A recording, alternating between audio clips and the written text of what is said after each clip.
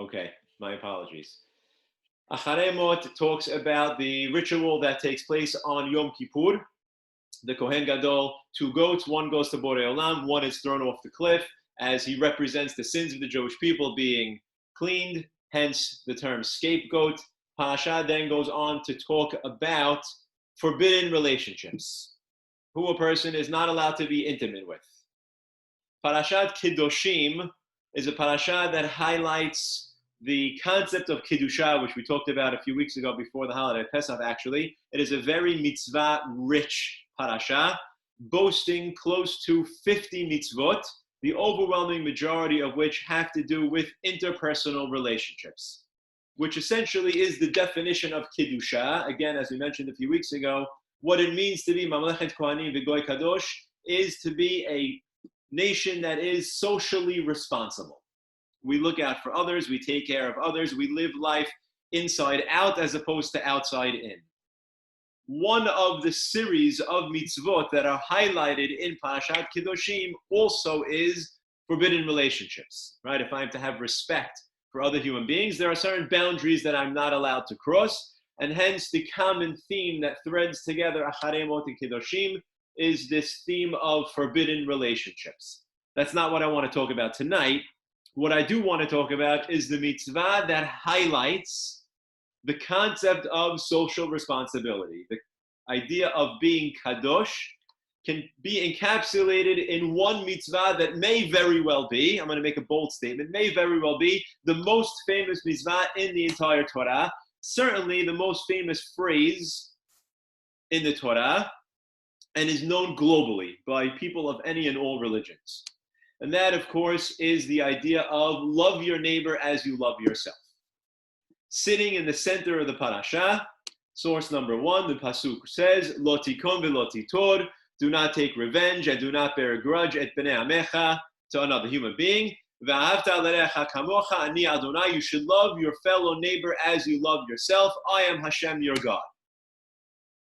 That concept, that phrase, is lauded as the most significant mitzvah, the most significant concept in the entire Torah, and that was said by some of our most brilliant minds. Source number 2, famous song, Rabbi Akiva, says the Gemara in Yerushalmi, V'ahavta l'recha kamocha, Rabbi Akiva omer, Zehu klal gadol b'Torah. This is, if not one of, then the greatest rule in the entire Torah. This is a principle to live by. Certainly, highlighting the idea of interpersonal relationships and social responsibility. You need to treat others as you want to be treated. And Rabbi Akiva tags it as the most fundamental principle in the Torah. Hillel HaZaken has a very similar statement in a famous Gemara on Masechet Shabbat, talking about a story where a goy came to both Shammai and Hillel and wanted to convert. The goy goes to Shammai first. The Gemara says, Shuv ma'aseh begoy echad sheba lifnei Shammai. Another story of a goy that came to Shammai.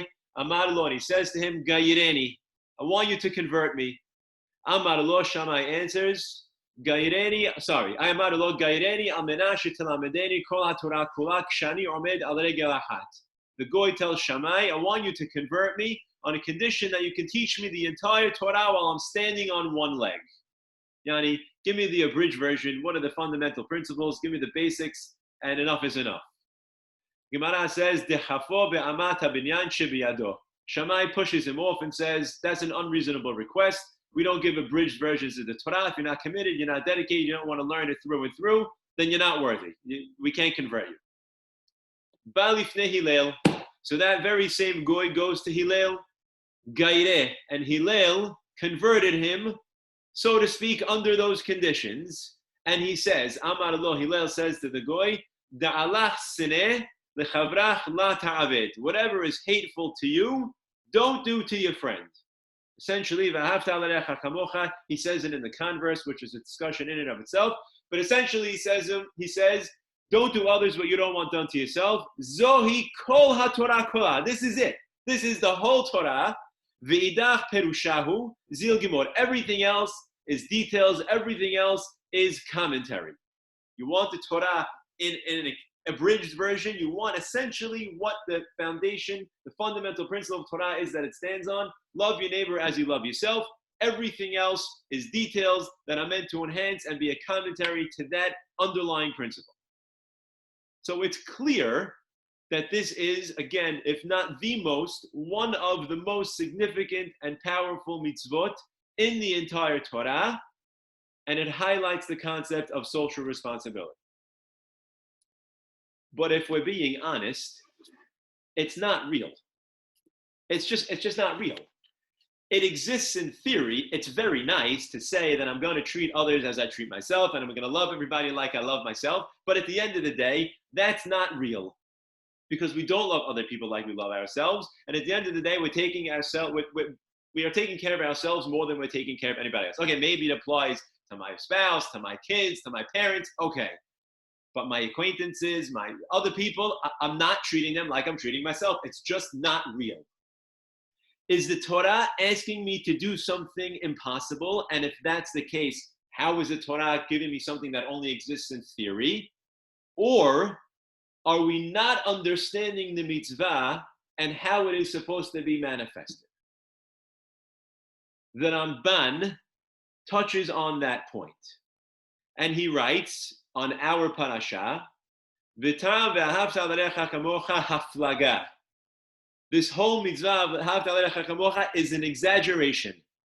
Ki lo yikabel lev ha'adam sheye'ehov et chavero ka'ahvato. No person is going to love another human being as they love themselves.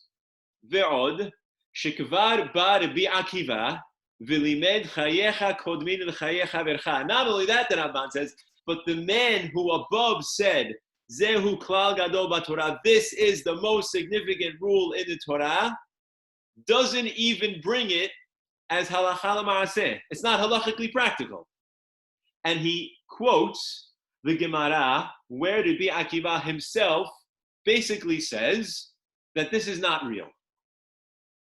The Gemara, Baba Metzia, also a famous Gemara, writes as follows: Shnaim shehayu mehalchin b'derech ubiyad echad mehem kiton shel mayim. There's two people, they're traveling in the desert, and there's only one jug of water. Right? The jug of water belongs to me, and my friend has run out of water, and we're traveling through the desert. And we're not going to make it out on one jug of water. So Gemara proposes a problem. Im shotin shenehem metim. If they share it, they're both going to die, because neither one of them is going to get enough water to make it out of the desert. V'im shomteh had mehem magia liyishuv.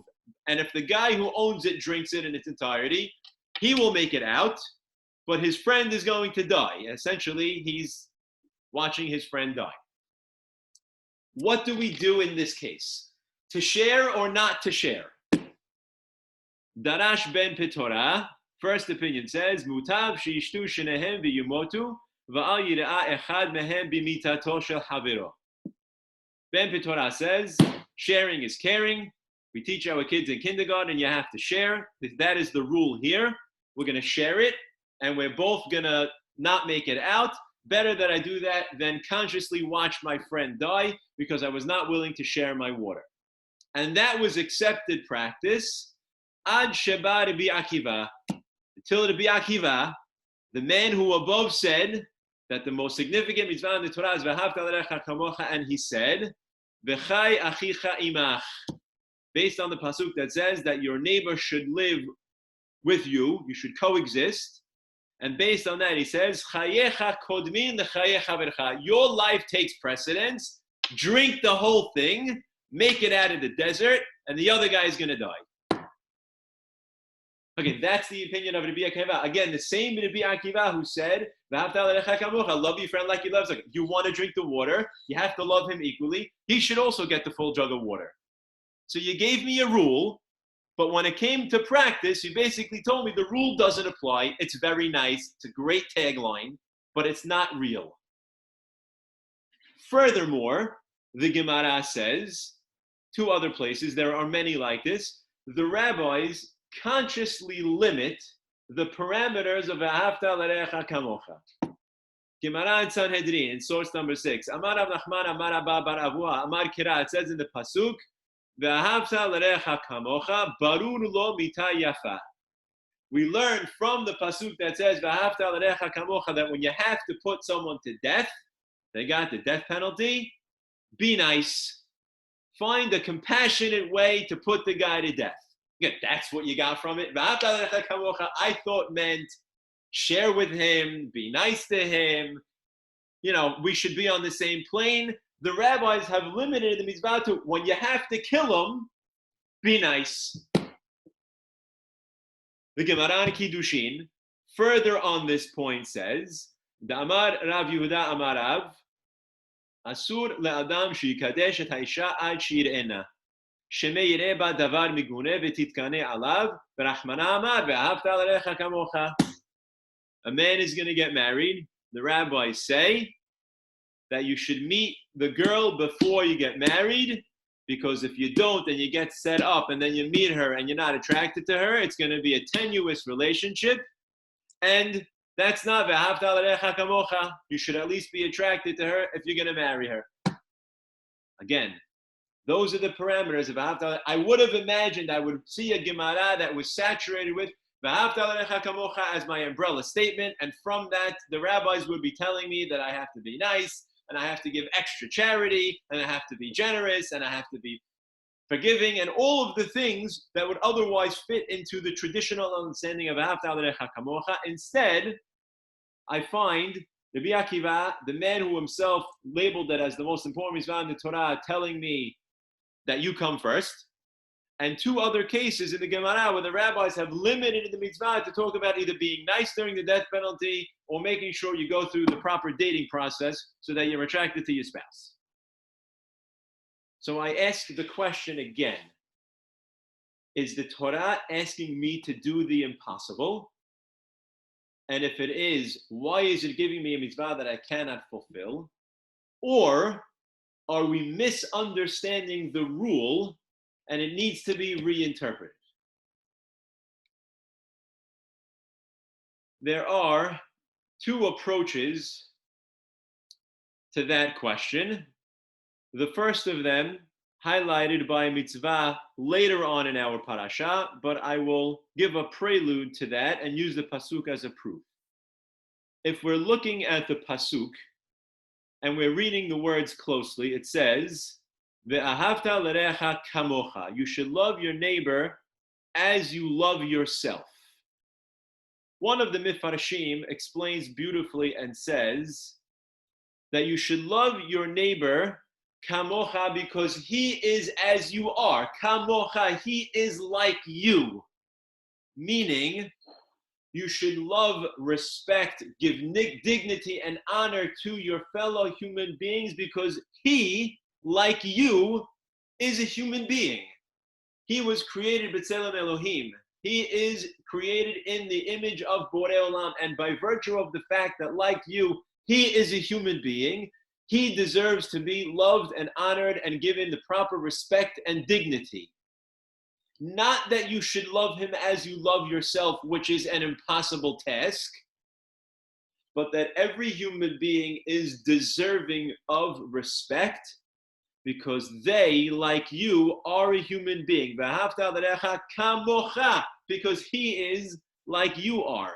And the Perush brings a pasuk later on in the parasha that writes as follows: Ke'ezrach mikem yihye lachem hager hagar itechem ve'ahavta lo kamocha. The ger, the convert, whoever it may be, you should love him like you love yourself. Ki gerim heitem be'eretz Mitzrayim, because you also were strangers in Egypt. Ani Hashem Elohechem, I am Hashem your God. Meaning, I should love, respect, give dignity to the ger because he is like me. I was also once a stranger, a foreigner in a strange land, and I know what that means. So here, the kamocha doesn't mean love him like I love myself. It means love him because I know what it means to be in his shoes. And by virtue of the fact that we share a common denominator, he deserves to have my respect. And if I can use that to define kamocha here, then by definition, I should use it also to define it above. Ve'ahavta l'recha kamocha does not mean love your neighbor as you love yourself, which is impossible. It is love your neighbor because he, like you, is a human being and is deserving of your respect. The Ramban, in continuation of the above, has a very similar commentary, also based on the wording of the pasuk. And he writes, Ela mitzvat haTorah sheyehav chavero bechol inyan, kasher yehav et nafsho bechol hatov, v'yitachen ba'avur shelo amar ve'ahavta et re'echa kamocha, v'hishva otam b'milat lere'echa. וכן ואהבת לו כמוך דגר שיהיה פירושו להשוות אהבת שניהם בדעתו כי פעמים, this is the key line, שיאהב אדם את רעהו בדברים ידועים להטיבו באושר ולא בחוכמה וכיוצא בזה. ואם יהיה אוהבו בכל יכפות שיזכה רעהו האהוב לו באושר ובנכסים וכבוד ובדעת ובחוכמה ולא שישווה אליו. The Ramban says, let's not fool ourselves. We're not loving other people like we love ourselves. The mitzvah is asking you to wish upon others what you would wish upon yourself and to mean it. You want to be healthy, wish upon them that they should be healthy. It doesn't mean that I have to love him like I love myself, but whatever you want for yourself, want for somebody else. I want to be healthy, I want him to be. I want to be wealthy, I want him to be. I want him to be happy, I want him to be happy. Because very often, our happiness is relative. I'm happy if the guy next to me has less than me. You look in Sefer Devarim, and you read the mitzvah of Bikurim. And in the mitzvah of Bikurim, the Torah says that the farmer who's bringing his Bikurim, he has an obligation to be happy. And the Mifashim all ask on that mitzvah, why does the Torah have to command the farmer to be happy? It's intrinsically a happy time. He's cashing in. He's bringing all of his produce to Yerushalayim, and he's witnessing how well he's done this produce season. Why do I have to command him to? He just won the lottery. He is happy.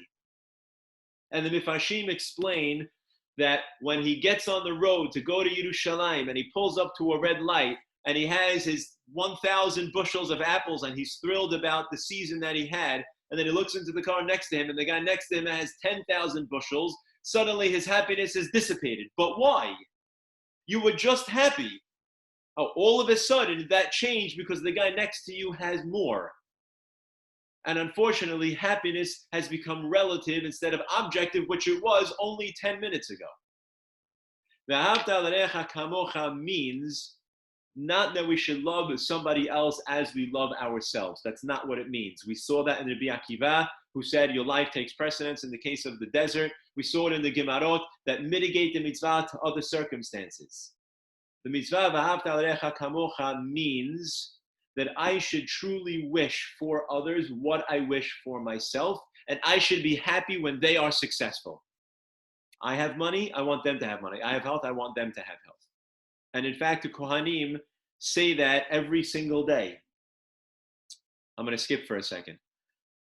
After Birkat Kohanim, the Kohanim say, Ribon ha'olamim, Master of the universe, Asita ma shegazarta alenu. We did what you have decreed upon us. Aseh ata ma shehiftachta. Do now what you promised. Hashkifa mimeron kochecha. Rain down from your source of in heaven, min hashamayim, ubarech et amecha et Yisrael, and bless all the Jewish people. Bless the people that we just blessed. Why does it say, the Mifashim ask, ma shegazarta alenu, that you decreed upon us? It should say, ma shetzivita alenu, that which you commanded us. Why the chosen word shegazarta? And the explanation is that the word shetziva, to command, is a commandment that a person is supposed to do with love. They approach that command with passion. They want to do it. It means something to them, and they're committed to making it happen. I have a mitzvah to keep Shabbat. I'm happy about that. I have a mitzvah to do kibud avayim, to do something. I'm happy about that. Commandment intrinsically means something I'm commanded to do, but I'm happy to fulfill it. A gezerah is something that was decreed upon me that I'm doing it because I have to, but my heart is not in it. And so specifically by Kohanim, it says, Mashe gazarta alenu. Why? Because very often, or maybe not, I'm not a Kohen, so I can't say, let's say not often, the Kohanim get up there and they bless the people that they should have wealth and they should have happiness and they should have peace and they should have all of the things that Borei Olam is bestowing upon them through the Kohanim. But maybe in the back of his head, the Kohen is saying, give it to him just as long as I have more. Just as long as you give me more than you give them in merit that I'm blessing them. And the Kohanim may be approaching this mitzvah not with a full heart. Because while they want to bestow the beracha that God commanded them to, in the back of their minds, they don't wish upon those as much as they wish upon themselves, and hence they're doing that which was decreed upon them that they're not fully invested in. And it really is a very powerful lesson in who we are as human beings and whether or not our happiness is subjective or objective. The Torah is not asking the impossible, but then again, maybe it is. Had we approached the mitzvah as saying, love your neighbor as you love yourself, it's an impossibility. And so in the back of my mind, I could have wrote it off and said, it's not real. It exists in theory. I can't do it. I'll do the best I can, but otherwise I'm going to fall short. And God has to be okay with it because it's not real. In redefining it, we actually made it harder to fulfill. Because now you made it something attainable, but in that have actually made it more unattainable. Now there's a possibility. It's possible to wish for others as much as I wish for myself. It's possible to be happy for others even though they may have more than I do. It's possible to want for them what I want for myself. But will I actually do that is the question. So in mitigating what we thought was the impossible, we may have actually made it more difficult to achieve. And on that, there is a famous Mishnah, and with this I'll end. Happens to be the Mishnayot that I did this morning for Pirkei Avot daily. So for those who listen to it at Bet Torah, I apologize, but it ties in perfectly. Rabbi Yoshua Omer, Ayin hara v'yetzer hara v'sinat ha'beriyot motzi'in et ha'adam min ha'olam. That's Mishnah number 10.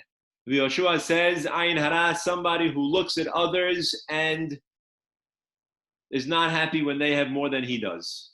V'sinat ha'beriyot, v'yetzer hara, and someone who is driven by desire. V'sinat ha'beriyot, and someone who has a hatred for others, takes that person out of the world.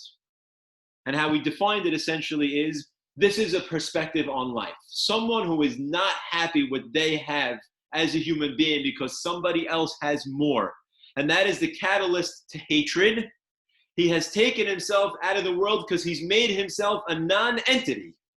But you did that to yourself. You made yourself a non-entity by being sorry for what you don't have in relation to what somebody else does. The antidote, Rabbi Yosef Omer, Hi mamon chavercha chavib alecha keshelach, v'hadken atzmacha lilmod Torah, v'she'ena yerushalach, v'chol ma'asecha yihiyu l'shem shamayim. A change in perspective. You should be happy for what somebody else has. And you should be invested in the Torah that tells you, v'ahavta l'recha kamocha, and all of your deeds should be l'shem shamayim. It's an attitude change. Feeling sorry for what I don't have is not going to change my situation, because happiness is a state of being. It's not something that I can attain with the light, like a light switch goes on. If I decide that I want to be happy for the other person, and in as much I then become happy for myself, that's something that's attainable. But it's a paradigm shift. And that's what the Mishnah is telling me, and that essentially is what this mitzvah is all about.